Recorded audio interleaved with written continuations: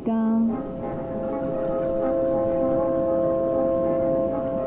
就等我同大家對話。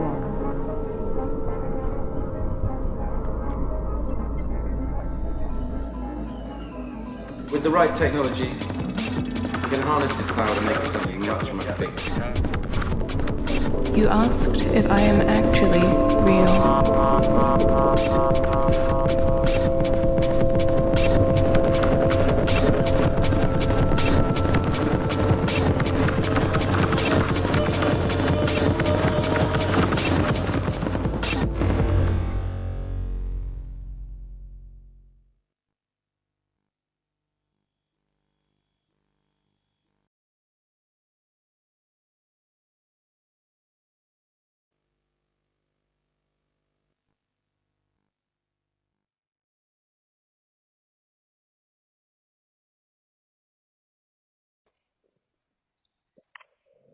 Okay.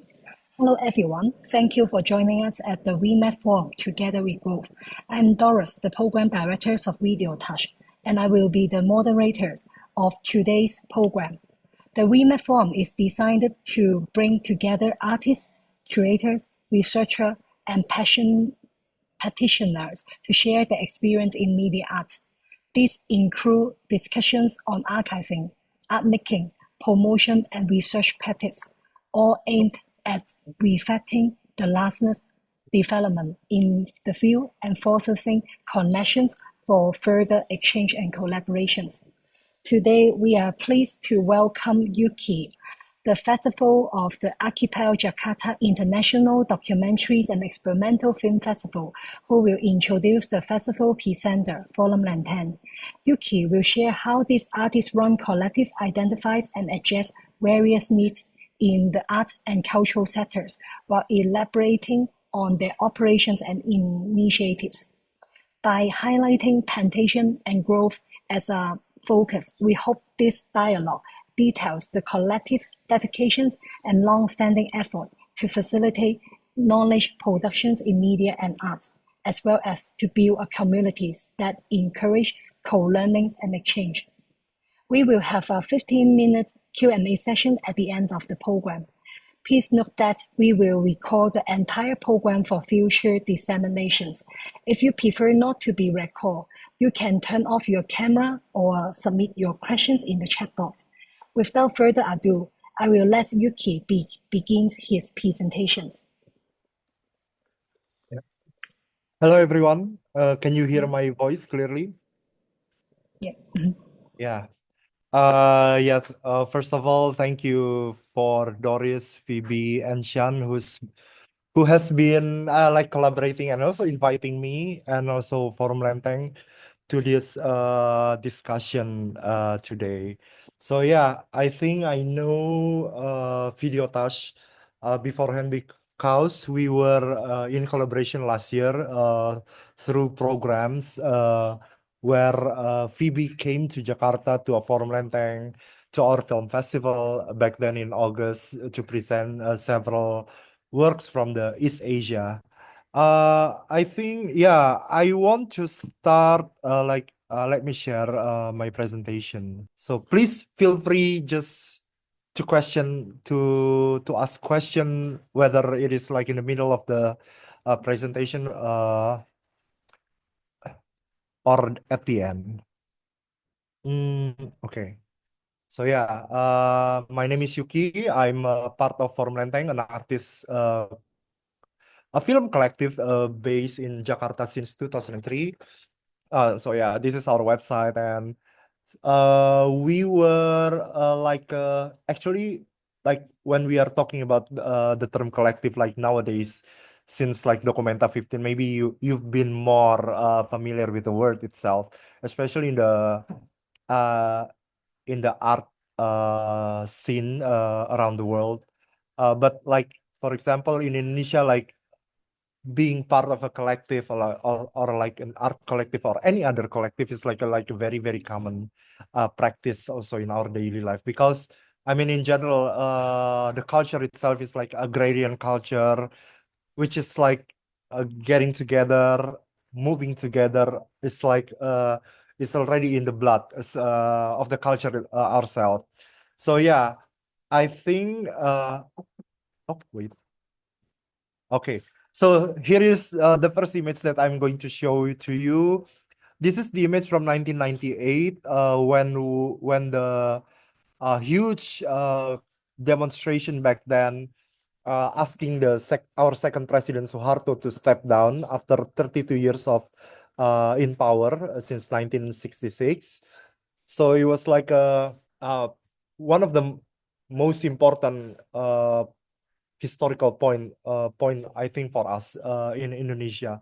Back then, like all people joined together to ask him to step down because uh he had been like a presidency like 1966, like five periods of presidency, and we needed some changes in our socio-political life. So it is also important to talk about the socio-political history when we are talking about any period of in art and cultural field in Indonesia, because everything is very much related since like 1945 during our Independence Day from the Dutch colonization, and then after also during the President Sukarno, our first president in power, and then second president even until now, because yeah, like there's like an important turning point, especially during the President Suharto, the second president uh, uh, in power back then.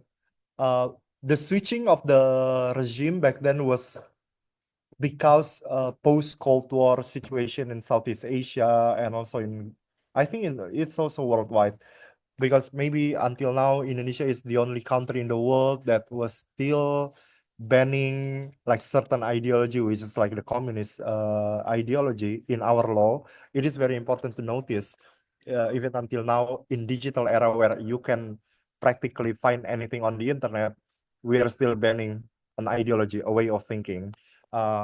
So it was also related to the issue of the killing of 7 generals back then in 1965, and then the President Suharto took the power from Sukarno, and then we were practically under more like the influential of the Western of the namely American and the British, and then so yeah. Practical the disbanded of the Communist Party of Indonesia, and then the mass killings happened. If you ever if you had watched the Act of Killing or the sequel by Joshua Oppenheimer, it was like about those mass killings back then in 1965. I mean, it is for us, I mean, in the art activism field in Indonesia, it's not only about the banning of like a certain ideology, but it is also about how it is also like they close one way of thinking. I mean, that's why for us it is also important to talk like different perspective of everything else. Yeah, because practically since 1966, in terms of arts and cultural field, Indonesia were much more influenced by the Western ideologies, Western uh, education, and everything else. So yeah, and then based on that, it is important for us to take into action the 1998 Reformation, which the picture show, which this picture is also show, was also brought another dimension, because back then in the second president uh, uh, in the President Suharto presidency, there was like a heavy censorship for everything related to audiovisual medium through the censorship board. So yeah, the censorship was happening since you have planned to make something for public. For example, you want to make a film, you want to make you have to submit your even your title, your script, your finished film, and everything else, everything related to the production of the film until the finished product. So yeah, for example, it is not allowed to use a title that has like a slightly leftist words or something like that. For example, there was a like a comedy film which the title is now known as like Right, Left, Okay. Back then when they submitted their script, the title was like Left, Right, Okay. So the government asked to switch right first before left, something like that. And then also because practically also during the President Suharto in power, while any audiovisual medium were under control of the government, lots of censorship, lots of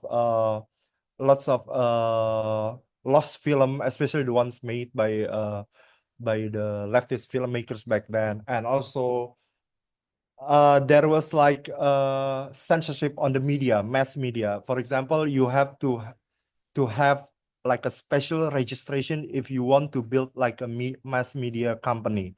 So it is like it is also very expensive. It is also at the same time like a very, very corrupt system, because you can also selling and buying the registration letter uh that easy. I mean, well, not easy, easy if you have the money, but also like uh everything is controlled from Jakarta. It is like a very, very centralized government, centralized system and everything else. You can imagine like in the 1970s when Indonesia was like only maybe less than 10 years after the changing of the regime to President Suharto, and we were still like a very, very poor country. One of the first thing that the government bought was the satellite.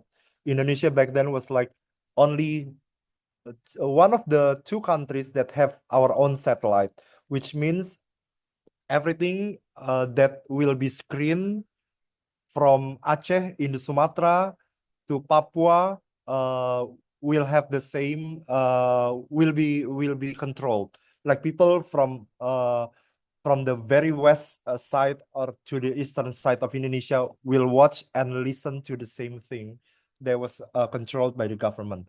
You can imagine like from the very west part of Indonesia to go to the very east part of Indonesia by flight is like 6 hours. It's like going from Jakarta to Tokyo. The flight, the span of the width of the country is like that huge. But everyone back then was made to see or to hear, to listen to the same thing. And so yeah, but the 1998 Reformation brought this kind of euphoria after the repression of mass media, after the repression of the freedom of expression and everything else. And then all of a sudden, we can talk about anything in 1998. And also, we don't have, and then the censorship board is getting loosened. And also, we did not even have to submit to the censorship board before we are making anything about anything audio and visual. So yeah, but the situation like also changed into like media conglomeracy. So since 1998, like most of the big mass media were owned by companies, like very, very rich companies who also like own their own political party. So it was switched from like a different kind, from one kind of oligarchy to a different kind of oligarchy, something like that, which is now more controlled by the rich people, by the conglomerates and everything else. So yeah, and then 1998, freedom of expression, all of a sudden lots of short films, short videos were produced right after 1998, because you didn't have to submit anything to the government before you were about to make something. And then lots of short film festival were flourish, and then lots of arts collective more like came into public, because back then during President Soeharto in power, you could not like making a public event more than, if I'm not mistaken, like more than 5 people. You cannot gather more than 5 people in public places, which or even like in private places where when the military or the police know you are gathering that many people, they might go to your house and then they might investigate and everything else, especially when they were already suspicious to you or your groups of people. And then and then all of a sudden, like this kind of freedom of expression were like are everywhere. People can, and also it is also in relation to the development of the technology of the audio and visual recording, uh, like handycam, video camera were also like appeared on the market. So it is also, the technology itself became more cheap, more democratic, and more accessible to people, to common people. So yeah, back then after 1998, for the first 5 years, there were so many production of audiovisual medium, and then lots of arts collective were everywhere in all over Indonesia. But then Forum Lenteng was founded in 2003. It was two of the founders was Hafiz and Oti, which are now still a part of the person who are organizing the collective Forum Lenteng until now. And then their concern was about, like, if it is now very easy to produce film or a video, we have to do something to as some kind of like a filter. It is only through education, alternative education, that we can fill this gap of knowledge. Because I mean, practically, like I mentioned beforehand, practically what we knew during the President Soeharto in power, we only knew the mode of production, like the industrial ones, the very ideal one, and the Hollywood style filmmaking and everything else. Back then, practically, there was no like guerrilla filmmaking. Like when we are talking about the film history or cinema history from the 60s, 70s, and 80s, we could see like those were the times where progressive filmmaking, radical filmmaking, experimental filmmaking were happening in all over the world. We can talk about the cinema novo in Latin America. We can talk about the French New Wave after the May 68 huge demonstration. We can talk about the Indian cinema from the 60s, 70s, and 80s. We can talk about underground filmmaking in US, especially the one in New York. But you can talk like progressive filmmaking in Africa and everything else, where lots of them were also once colonized by European colonizers. But in Indonesia, practically during those times, during those like very experimentative periods of development in socio-political discourse, Indonesia was very much calm, under control, under Hollywood image production. So yeah, in 2003, Forum Lenteng was founded on this kind of concern. Like I mean, in terms of like education or in terms of like arts education, we know like in Indonesia until now even, it is not sufficient because everyone was taught or educated for being just like an artisan, not a thinker, because we not because they were only educated in how to become like a technician, for example in filmmaking, how to operate the camera, how to edit or everything else, but not the socio-political history, not the not the history. So our concern was like, how if in the next 20-30 years something happened to Indonesia and then the younger generation were more apolitical and ahistorical. They didn't know their own history. They didn't care about their own politics, because we for us, like everything or everyday life is political. It is always political in terms of like we care about someone else, not only care about ourselves. So yeah, that's why Forum Lenteng was founded on that kind of concern. So in 2003, we were founded as like a study group. We learn together from cinema, we learn together from literature, we learn together from history, and made some projects as lots of projects based on photography, audio, visual, film, and everything else. So yeah. So yeah, these are the pictures that you are seeing.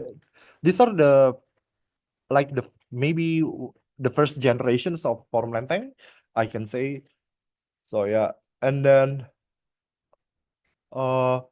yeah, the new order was like the name of the government of the President Suharto. Yeah, because there was a disruption of learning process as a nation where history was only written by the victory. That's why Indonesia couldn't talk about colonial history in a more objective way. Because when you wanted to talk about the colonial history in Indonesia, you have to talk about the leftist ideologies and leftist party because they were all part of the movement back then for the anti-imperialist movement.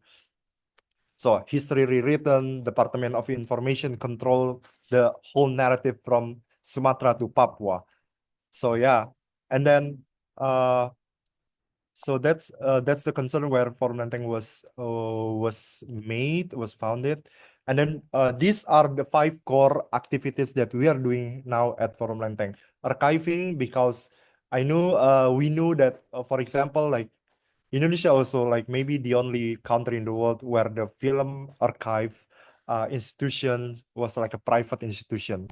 Because there was like a complex history about it, and also related to the New Order regime and everything else, and also research, because when we want to do anything project like film production or everything else, it has to be based on research, because what we aim is for like rewriting our history, rewriting from like a very very grassroots approach, not from the like big media perspective or from the state perspective and everything else. Education, so this is like a very very important core of activities at Forum Lenteng.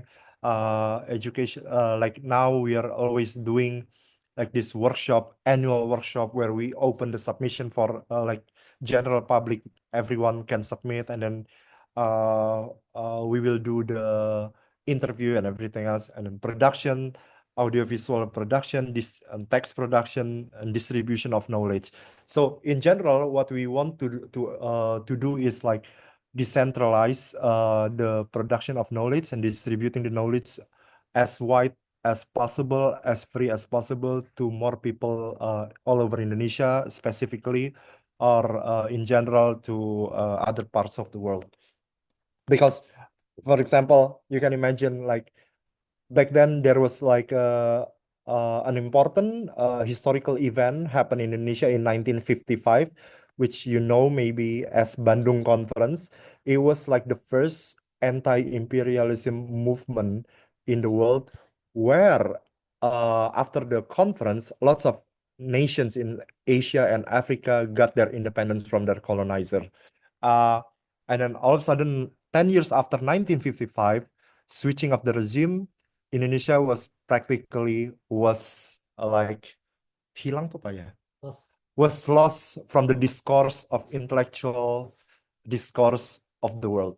Yeah, because when you are talking about the post 1965, when you are talking about the important historical event in the world, we know about the Vietnam War, we know about the May 1968, we know about the second wave feminist discourse development, we know the global South thinkers in the 1980s. Practically, maybe lots of you didn't know anything about Indonesia, what was happening in Indonesia during 1966 to 1998. So yeah, it was not only a period of time where there are lots of things covering everything happening in Indonesia and also from other parts of the world, also inside us, also inside Indonesia. So yeah, these are from those five main activities. These are like a more detailed project or like output of the activities at Forum Lenteng. We also producing film, short films, experimental film, video art, and sound art. We also do publication because every year we are doing a film festival. It's called Archipel, which Doris also mentioned in the introduction. And also we have several websites. There is journal footage, which is like an online film criticism. Visual Jalanan is talking about street art activism. Suji, which are talking literature, and Sigi Sora, which was like our newest platform since 3 years ago, talking about sound art and ecology and everything else related. And also the third one, community empowerment, we did since like 2008. We collaborated with several collectives all over Indonesia in in several islands from Sumatra to Papua, talking about this kind of decentralized production and distribution of knowledge. The program called Aku Masa, Aku means I, and Masa means mass, the people. So it is about me amongst the people. So you can see Aku Masa is like uh, for example, we collaborate with local collective in Sumatra, in West Sumatra, and then we talk about the problems in that area, we write about it, we try to mendadar tuh apa ya? Yeah.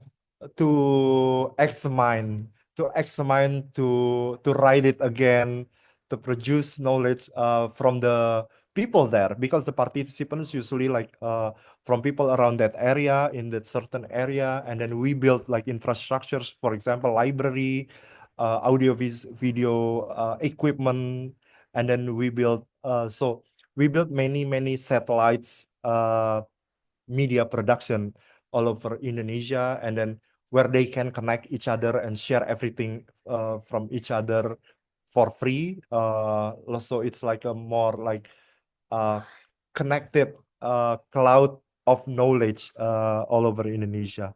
And also we did several art projects with the local communities there. Archiving, so yeah, we did like digital archive because we, of course, we could not do like analog archiving, because first, like, we don't have the space, we don't have the infrastructure, we don't have the money, but we archive anything possible we can obtain. For example, a digital film collection of Forum Lenteng, we have like 10,000, around, I think around 10,000 film from world cinema history, which we also make into programs, training programs weekly, and also like part of the workshop program also, and everything, and also for the film festival. And then the film festival called Archipel since 2013. So yeah, it is not only like to screen films, but we also like has the symposium, the panel discussion, where we are also talking about the global issues happening right now, and also like exhibition, like expanded cinema exhibition. For our film festival, every year we always have theme, except the first edition. So the theme is always related to the socio-political event that is happening around us. For example, 2014, the second Archipel, our theme was electoral risk, because in Indonesia there was a presidential election. In 2015, our theme was Grand Illusion, because we want to commemorate the 50 years of the 1965 mass killing tragedy. In 2016, our theme was social capital, because we respond to the economic crisis in all over the world, especially in Greece back then. In 2017, we talk about penal colony. We were talking about this kind of society that can do surveillance to each other, like horizontal surveillance right now. Because back then, before the the internet technology. When you are talking about surveillance, it is from top to bottom, but now it is more surveillance from people to people, amongst people. And then 2018, our theme was Homo Ludens. It was derived from literature from 1930s by a Dutch writer. It was talking about the playful human being, because back then ASEAN Games was held in Jakarta. In 2019, we were talking about Bromochora. Bromochora is like a local term, which are talking about this kind of figure, a group of people who are working outside the system. For example, like Robin Hood, or not as good as Robin Hood, or we are talking about this kind of unofficial system, something like that. And I think we will see the poster of the festival later in the presentation. And then this year, our theme is Years of Living Dangerously. If you remember, maybe it is also from a film from the 1980s film, which starred Mel Gibson and Sigourney Weaver. It was actually the film's title, Years of Living Dangerously, was also taken from the speech of our first president Sukarno, which was in Italian, Vivere Pericoloso, the Years of Living Dangerously, talking about this new kind of colonialism and this kind of new era, and what things to very like we have to be aware of.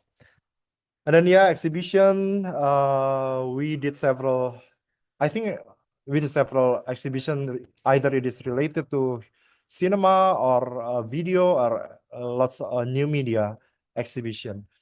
And then workshop or class, it is called Milisi Film. Right now, this year, it is already in the 8th batch, in the 8th year. So yeah, every year we are opening submission for people to submit, but we limit the age group of the people who can submit, which was like over 18 and under 32, to learn extensively for about 6 months. But like when we don't want to do it like ordinary art school in Indonesia, where you are only talking about anything technical. But here we are trying to make them to get more intimate with their bodies again, with their using their hands, because in digital era right now, where everyone can be a filmmaker, like with using your your cell phone. But we started the first 2 months of the workshop. You draw something, like there are several phases on the workshop. You draw something with your head.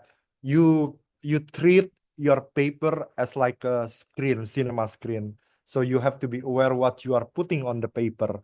Same like what you are putting later on what you record on your camera and everything else. At the end, they are going to make a film, but they are also during the workshop, they are also reading a book. They need to read a book. They had to discuss every week about the cinema history from the Lumiere brothers at the end of the 19th century to 1970s. Also, we are talking about for example, socio-political history, the world history, Indonesian history. So yeah, our hope is like when they finish the workshop, they don't know only about making film is only about technical thing, but it is also an act of being a critical, and also you are aware that there are people living around you, so we nurture them to be like the agents of social change. Because yeah, for example, it is like also our concern when we also first founded Forum Lenteng in 2003. And then we also studies which called 69performance.id. 69 was taken from the number of our house, our place.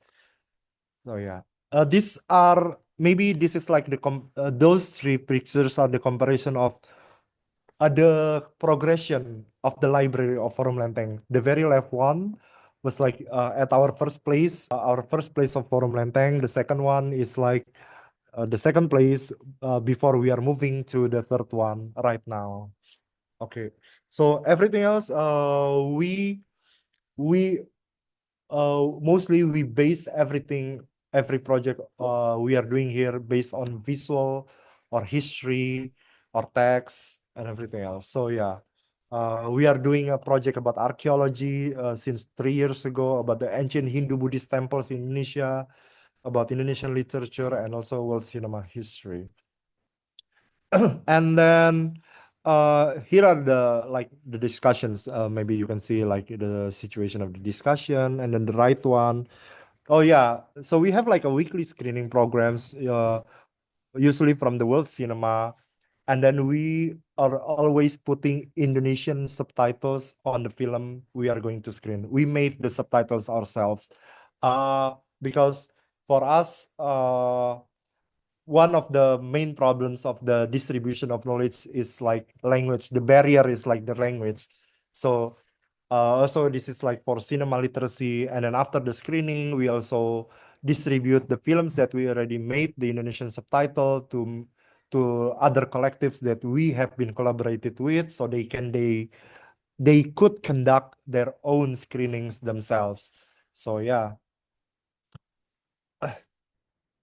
These are from the right one was like our cinema room, where Phoebe was and Sean also came last year and presented their programs here at Archipel.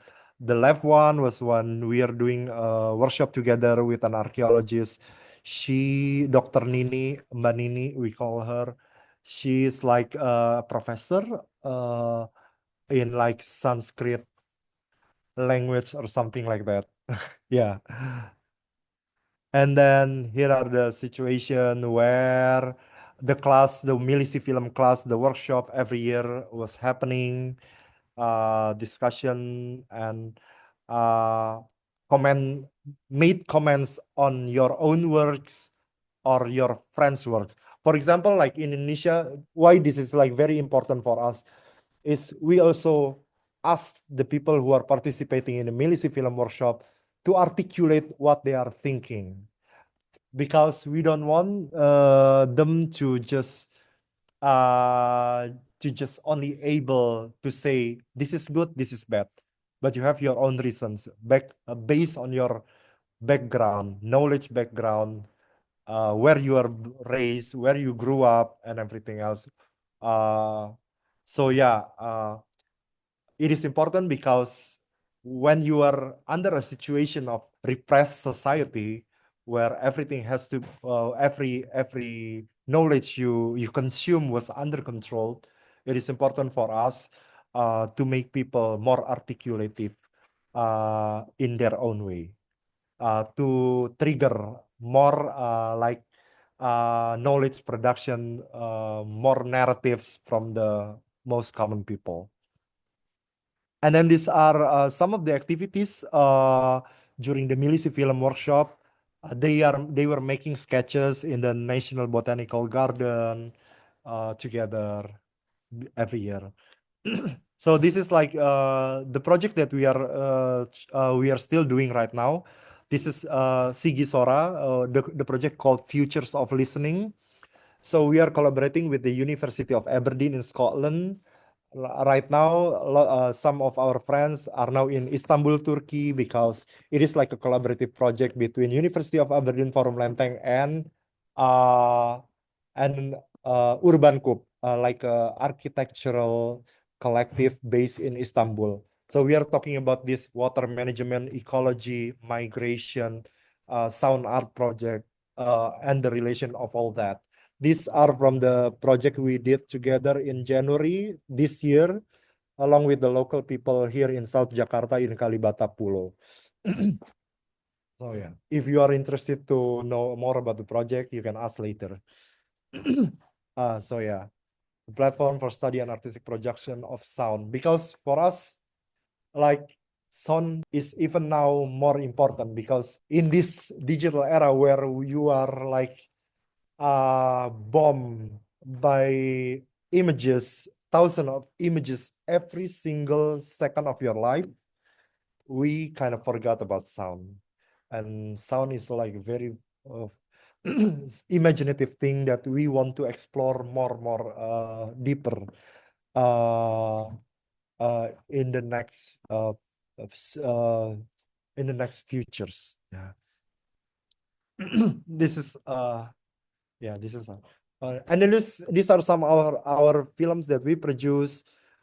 I think if I'm not mistaken, we already produced like 12 feature films or around that number. The first one, Marah di Bumi Lambu, or the English title is The Raging Soil. It is the film that we made in collaboration with the National Commission on Human Rights of Indonesia. We were working with the people in the Bima Regency in Lombok, an island beside Bali, where it was the location when the onion farmers land were trying to be stolen by the Australian mining companies, because literally underneath their soil were all gold, like mountains of gold. But when it is going to become a gold mining, the people there will be moved out or only working as like a security, cleaning service, or everything else. So the people there fighting and their struggle, they won their struggles. So the location is now still onion farming. The second one is Dolo, about activist, lecturer, and also an artist. She is like a sculpture, whose works mostly about common people, female struggle, and she was like very much involved in the 1998 Reformation era in Indonesia. Her house has become like the safe house for the repressed people, especially from the leftist, ex-leftist members of the Communist Party of Indonesia. And the right one is my film. The film I made in 2022. It was talking about the Indonesian cinema history under President Suharto regime. So basically, I only took footages from YouTube or digital files I got by pirating from my friends, or bootleg video appeared on the market. So I was talking about this kind of public archive, which is now we call as YouTube, and how younger people can also articulate about their own history based on what's available for easily accessible. And then this is a collective of writing journals, publication we have. This is from suji.id, and also from journal footage, where we are talking about film criticism, where we think like in Indonesia is the thing that we lack the most. Everyone else, practically most people practically only think about film production, but there is very few people who are concerned about the production of knowledge from cinema. And then this is Archipel. This was back then when we were still doing the festival at Goethe Institute, but now we are doing everything else at our place, on place. Well, we want everyone watch the same film, talking about the same film, and more intimate. And also part of the discussions, the symposium happening around during the festivals, and we always invite scholars, filmmakers, artists, and cultural activists. This is now the discussion, post-screening discussion right now. Oh, this is from last year. This was during the video task program discussion, where all of a sudden there was a blackout. And we moved the discussion outside the cinema room, and then we put the light from we had the light from only from the candle or from the cell phone light. It is like a very, very cinematic experience for us, and very interesting. The discussion still going on until 1 hour more outside. This was part of the symposium last year. There was Veronica Kusumariati. She's like a doctor in anthropology from Harvard University. She made a film about the sound archive from the expedition in Papua back then in 1960s. So here are the symposium we did in 2023, yes, 2 years ago. We collaborated with Safi Contemporary, like an art space based in Berlin, Germany. We were talking about this kind of film production, film distribution, image production, collaboration amongst the global South regions, where we departed from the idea from the Bandung conference in 1955. But during the Bandung conference, all people involved were from the national leaders or like decision makers. So we trying to imagine how this kind of collaboration, how this global South collaboration can also happen in the grassroots activism and arts and cultural field. We invited like 60 participants from, I think from 30 countries something, lots of them from the Middle East region, from Africa, also from Europe, from several from East Asia and from Latin America. We were talking for 4 days about this kind of alternative production, distribution, and also how to trespass the gatekeepers, the capitalistic society or the companies and everything else. So yeah, we are still doing lots of project together with any of them until now, and we plan to make it like until long future ahead. So I think that's all from my presentation. Oh, I thought it was only going to be 10 minutes. Thank you for listening. Okay, thank you, Yuki. Thank you, Yuki, for your presentations and for sharing insights about the media art scenes in Indonesia. So now the audience can feel free to interact with Yuki by sharing your questions. You can submit your questions for me to read out or use the raise hand functions to indicate that you would like to ask directly. The raise hand functions can be found in the reactions menu at the bottom of the screen. We will call on you to ask your questions when ready. Maybe I can begin the Q&A sessions with my own questions.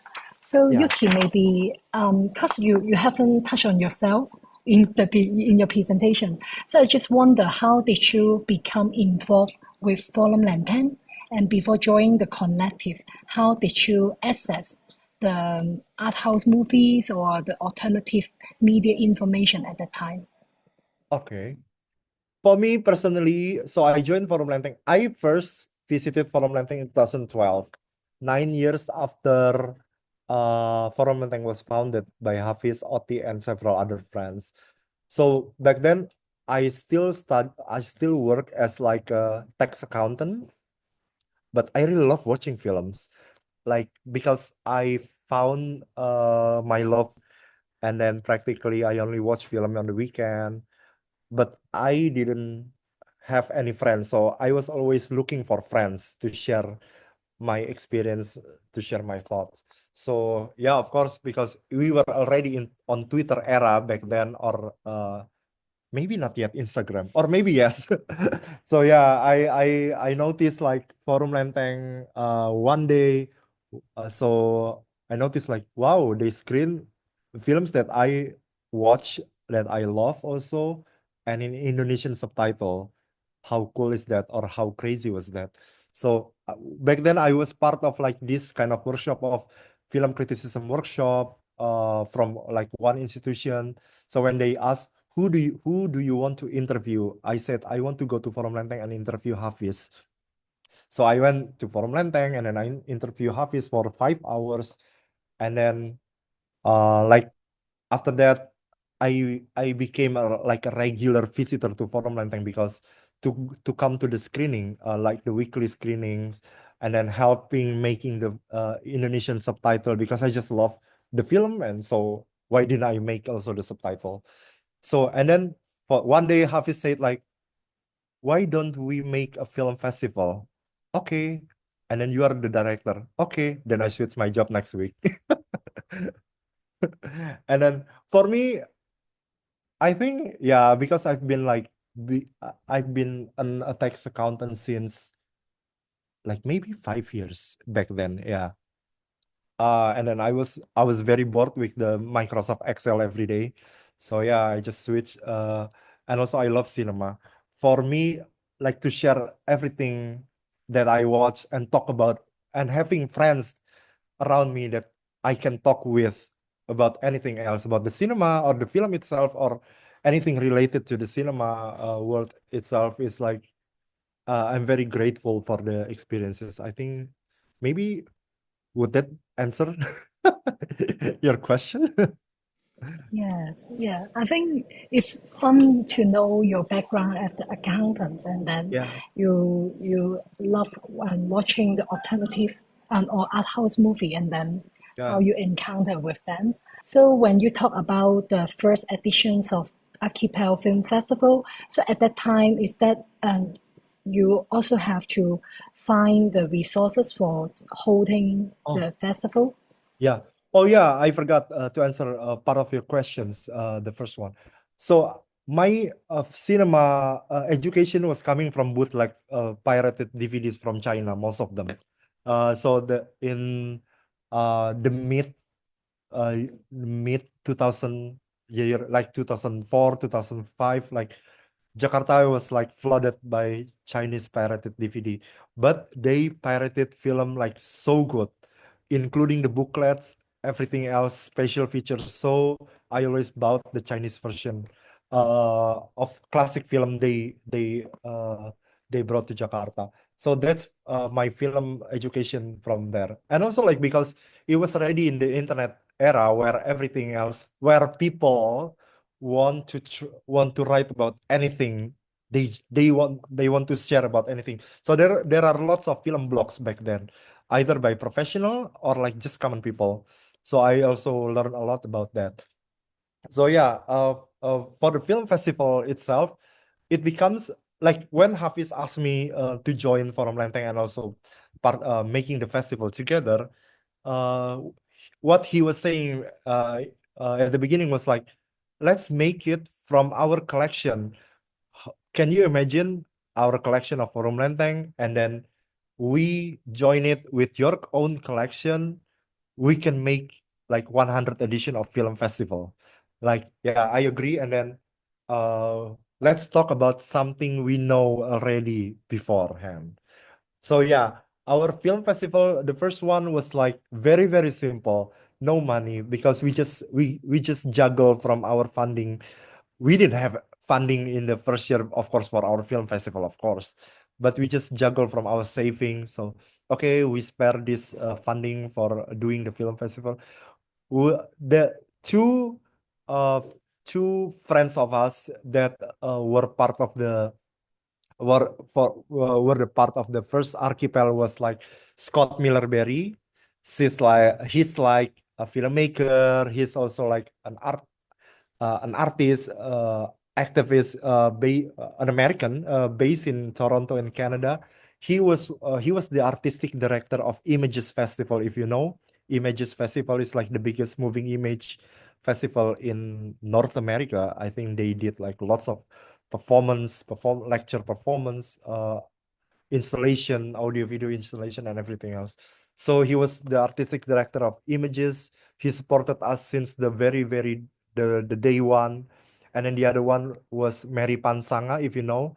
She's like curator from Bangkok, Thailand. Back then, she was the director of Bangkok Experimental Film Festival, which just started again this year. I'm very happy for them. So yeah, that's how we started from our savings and from our friends, and then from our own collection. And then from that, we contacted several cultural institutions like the Goethe Institute, the Institut Français, the British Council here. Of course, we want to make a film festival. We want to screen the films from your country. Please make it free for us, and then everything else. And that's how we started the networks with the cultural institution here in Indonesia, with the uh, international cultural institutions. And from that, I think it expands, because in the third year, in 2015, the third year of Archipel, the size was already like maybe 7 times bigger. We got support from many institutions, even because based on that, for example, in 2013 when we started Archipel, we only did it in 2 screening rooms at the Goethe Institute and also at the Jakarta Arts Council cinema room. 2015, we screen films in the 8 cinema theater at the same time, but an experimental film festival. But since then, we learned that experimental film festival should be small always. So now we want to make it like 1 or 2 venues at most, because it doesn't make any sense. Because in Indonesia, the culture of experimental filmmaking was not basically like barely there, because we practically, like what I presented before, during 1960s 1990s, where those periods were like the most radical periods of the progressive filmmaking in the world. Indonesia basically only knew Hollywood filmmaking. So yeah, the terms of experimental filmmaking were barely known in Indonesia. So it doesn't make any sense like we go full board, we go big all of a sudden. So from there, we want to make the festival keep small. Yeah. So if any audience want to ask questions, you can type or you can use raise hand functions. So maybe I can and move forward to another questions. It's because you've mentioned that Indonesia is a country with a lot of different islands and also Yeah. from east to west around 6 hour flight. So you can consider the country size is like the horizontal expanding continents, right? So I just Yeah. wonder then how Forum Lanterns works to ensure diversities and inclusions of different in different programs. So how you try to promote the programs, or how you assist provide any assistance so that the people from different parts of Indonesia they can also join the program. Well, yeah, I think we are, as a place, as a collective, we are always open, even like almost 24 hours. There are people here hanging out at Forum Lenteng. So yeah, when we make anything, what we were thinking always from the needs of people first, not from what we want, because we always base on our project based on communal issues or something like that, not based on like a personal issue. So because of that, I think it's already inclusive itself by itself. Yeah, I mean, for example, when we always start the workshop program Release Film every year, when we are talking about inclusive, we don't we just say it like, when you are inside Forum Lenteng, you should like throw away your prejudice or everything else. We don't care about your sexuality. We don't care about your sexual preference or everything else. We don't care about where you are from. What is important for us while you are here at Forum Lenteng is your opinion, your articulation, and the discussion itself here. So we don't care about what is your gender, where you are coming from what is your social status or anything else. For us, while you are here at Forum Lenteng, you are all equal. I think that's the most important thing for us. But also, like, as of course, when we are doing like a project, we always think about gender equality. We want like more female taking charge of like a decision maker, of course, or like a more like marginalized group of people taking care of. But yeah, I think that's the thing. We don't think about it in like a social media way of thinking, where everything has to be spoken about, where everything has to be uh, discussed from that kind of perspective. For us, when you are in Forum Lenteng, you are all equal. You can talk about everything else, but don't bring your personal problem here, because it is a public space. And also this is the place where you can talk about everything, literally everything, with critical thinking. I think that's the thing. Yeah. Okay, so we have received one question from Phoebe in the chat box. So she wondered about, she said Forum Lantern had done and is doing a lot as a collective. How many people are there and how do you share the workload? That is Oh, divisions of labor, so to speak. There is always the issues of bring versa, doer, a lot of ideas and you need the manpowers or people to execute the yeah. program. Yeah, of course, yeah. Right now, the one that is working and get the incentive at Forum Lenteng is around 8 people, like the main organization. But of course, the ones that are working based on project, there are several other people whom are involved in several projects. And also, like, what is important at Forum Lenteng is we cannot pay all of you with salaries and everything else, but we can facilitate or we can involve you into our networks and initiate something, and then you become a professional. I think that is the most important thing. For example, it is like the culture of the cultural field in Indonesia is like different, like in Western countries, where all of the ecosystem is already like very stable, very developed, because you have the institutions of critics, you have the institutions of exhibition, you have the institution of education, like in a developed way. For example, in you if you are born or you grow up in like Western countries with developed infrastructures, like in Germany, in France, in Switzerland, when you want to become like a curator or when you want to become an artist, the path is already clear. You have to go here, from here, from here, from here. This is the path of your career. It is also a career where you can live.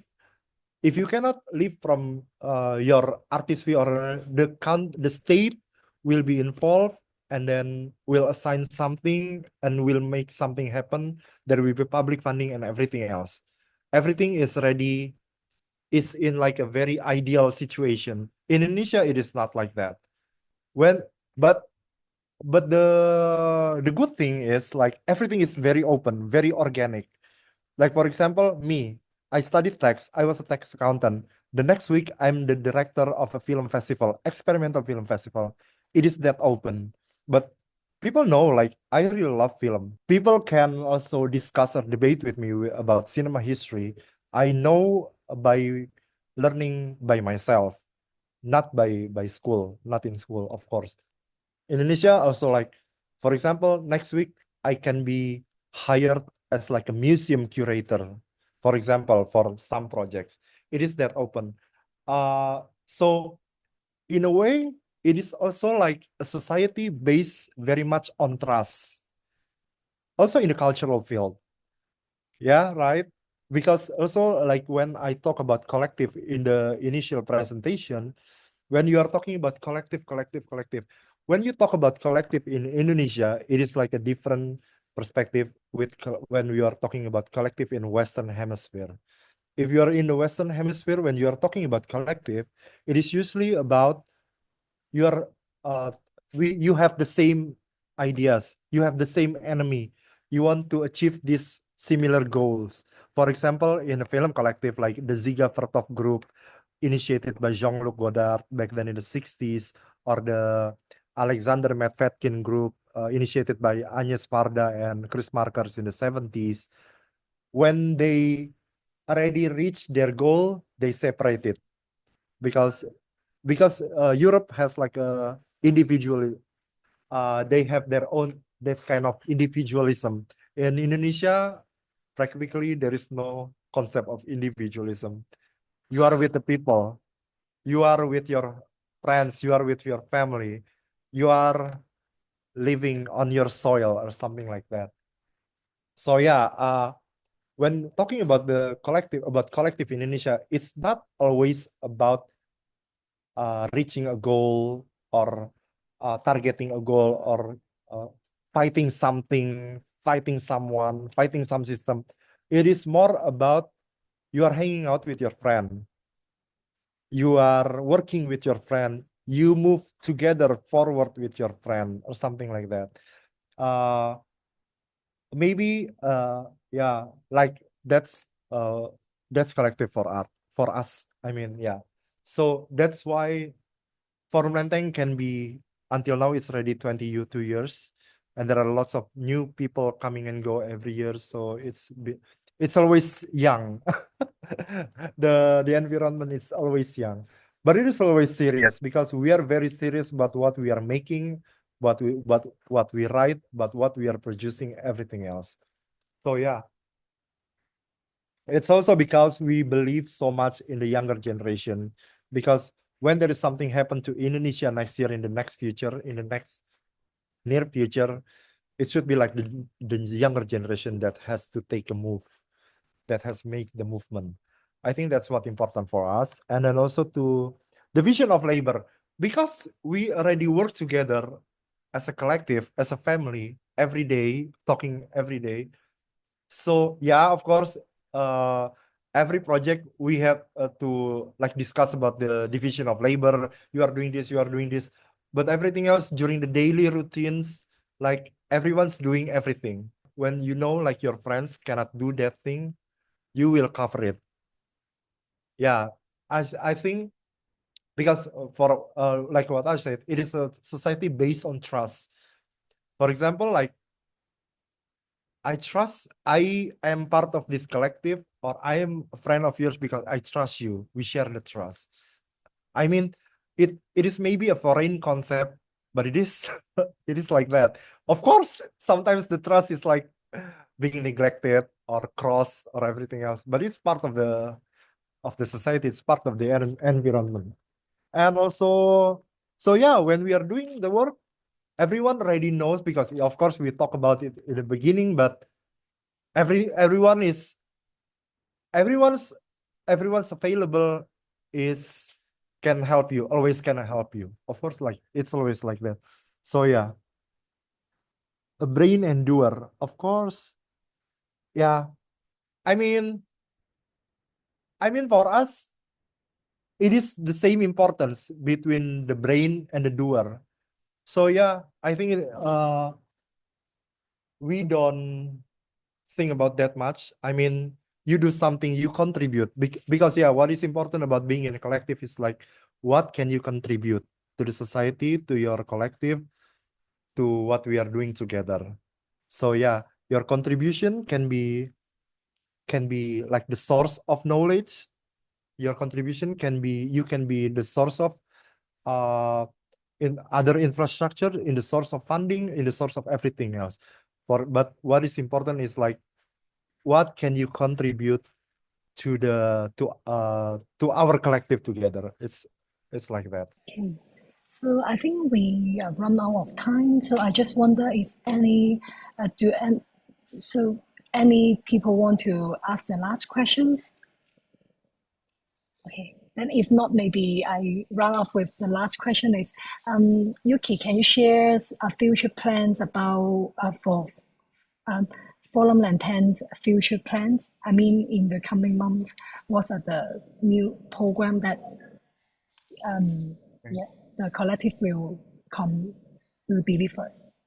Okay, so we are going to have our film festival, the 12th edition of Archipel in September. We are planning to do it in the first week of September. So if you have times, if you have the schedule is available, come to Jakarta, and then we are going to have some symposiums regarding the theme this year, Years of Living Dangerously. We will invite several friends. We are also going to have film screenings. We are going to collaborate with some friends already, and we are also going to do the exhibition of Milisi film together since the first batch during the Archipel. So yeah, you will get the idea and maybe the spirit from the collective itself. And then we are going to travel once again to Istanbul around October this year and doing a symposium and launching two new films. And we are going to do some research program about the history of Indonesian cinema. The plan is going to do it with the Ministry of Culture now. And then I think, and we are going to do some film programming with the Singapore Biennale for next year. So yeah. So I think that's what I remember right now. But of course, like we are doing our own project. We are doing about some production that maybe I cannot mention one by one. But yeah, everyone has to be busy. Everyone, because with being busy, you make the brain keep rolling. Yeah. Thank you, Yuki. Thank you once Yeah. again for your sharing. And then also thank you to all participants for joining us today. I sincerely hope you have gained valuable insight into the media art communities in Indonesia. In addition to our program collections, Video Touch has appointed Forum Lantan as the curators for the Indonesia collections to invite Indonesian artists to contribute their works to our Video Touch Media Art collections, WeMag. We are currently in the process of adding this work to our online catalogs. So if you're interested in viewing the works, please stay tuned to our social media for updates. Once the works are available, you are welcome to arrange an appointment with us for an in-person viewing. Thank you once again for your time today. We look forward to seeing you again soon in the future. Thank you. Thank you. Thank you, Yuki. Thank you.